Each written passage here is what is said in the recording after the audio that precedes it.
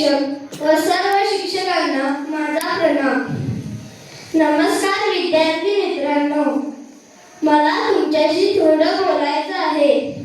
प्रथम मी तुम्हाला माझा परिचय करून देतो।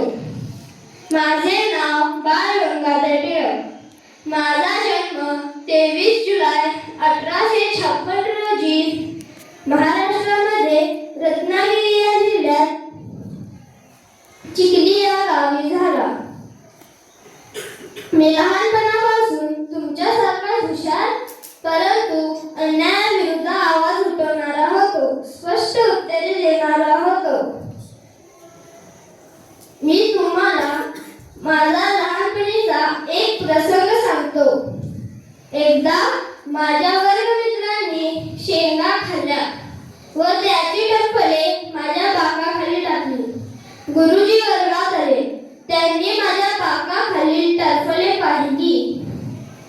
त्यांनी ती मला शिक्षा म्हणून गोळा कराव्यास सांगितली। मी त्यांना स्पष्ट नकार दिला। मी शेंगा खाल्ल्या नाहीत, मी टरफले उचलणार नाही असे त्यांना सांगितले। मी लहानपणापासून कधी अन्याय सहन केला नाही व दुसऱ्यांवर अन्यायही केला नाही।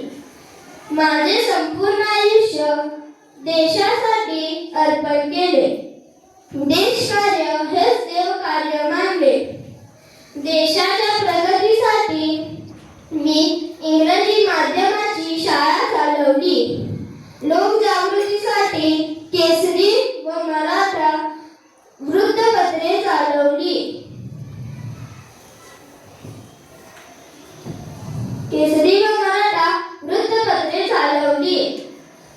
आपण सर्व भारतीय एकत्र येऊन नुसते थुंकलो तरी त्यात इंग्रज वाहून जातील असे मी जाणले होते।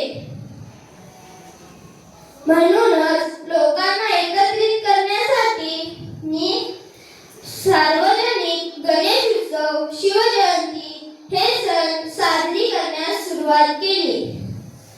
तुम्हाला माझी सिंहगर्जना तर आठवण असेलच। स्वराज्य